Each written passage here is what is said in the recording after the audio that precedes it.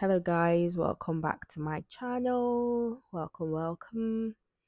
So this is actually a story time on firing myself from my first real job. Yeah. So after I finished school, I searched and searched for a job. My goodness, it was yeah, they never actually tell you how hard it is to get a job, do they? I mean, I wish they prepared you more at school, just like let you know how difficult it was and then probably just give you help, I guess, before throwing you out of school and saying you're ready for society. But I was broke. I was like broker than a broken mirror. Like really.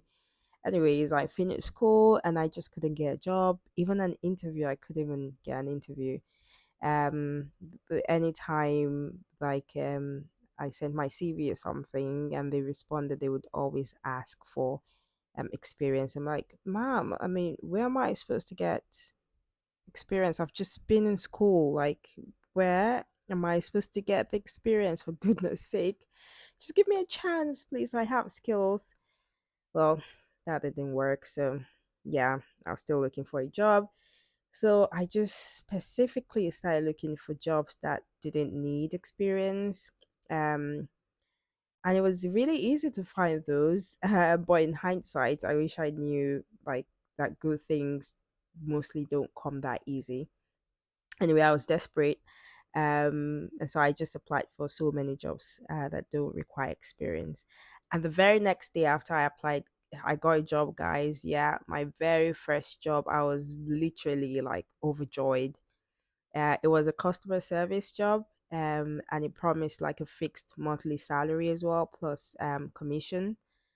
I was the perfect first job for someone that was broke anyway, or so I thought. So I told everyone I knew, like everyone was really happy for me, obviously. Um, but guys, tell me why, like when I went to the place for my first day at work, I found out that it was like a door to door marketing job. That's number one. And then number two, there was no salary. It was purely like commission based.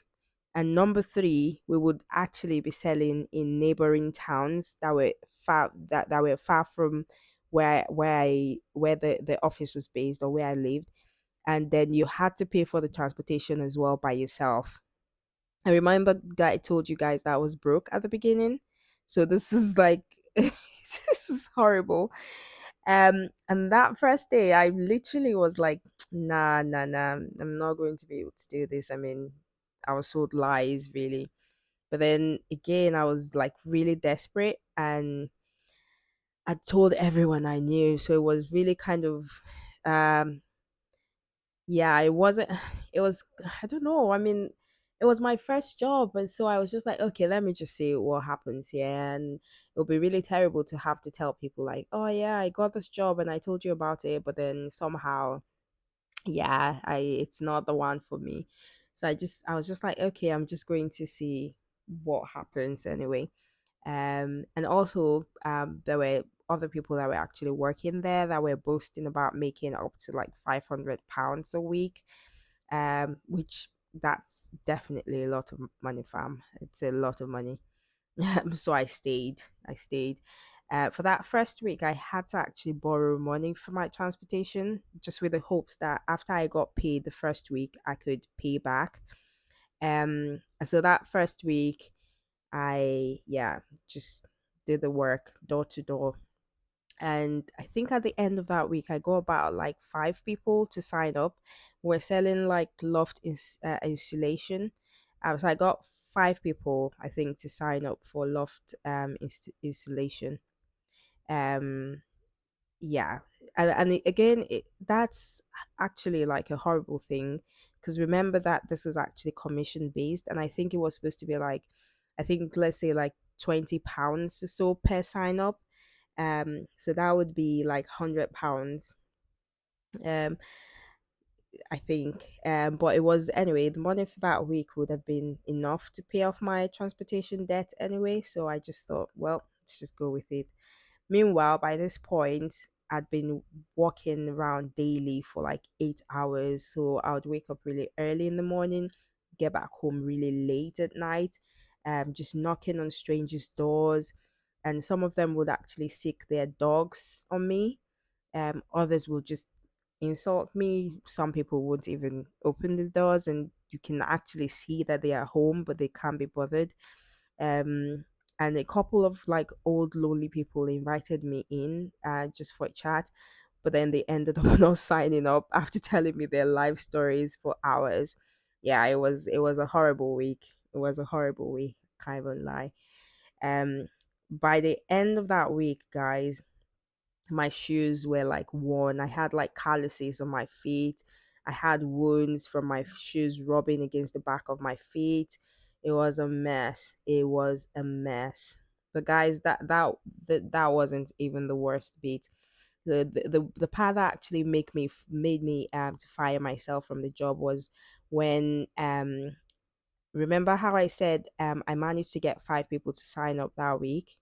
Well, guess what? By the end of the week, I got just £20 or thereabouts. I was so upset because the money I spent was actually more than £20. The money I spent that week, and it wasn't even my money. When I asked them why, they said that all the people that signed up cancelled. I think the four other people that signed up cancelled within 3 days. So it was just one person that remained. So I won't be getting a payment basically for cancellations. And that was it. That was it for me. The next Monday, I just didn't show up. I literally just fired myself.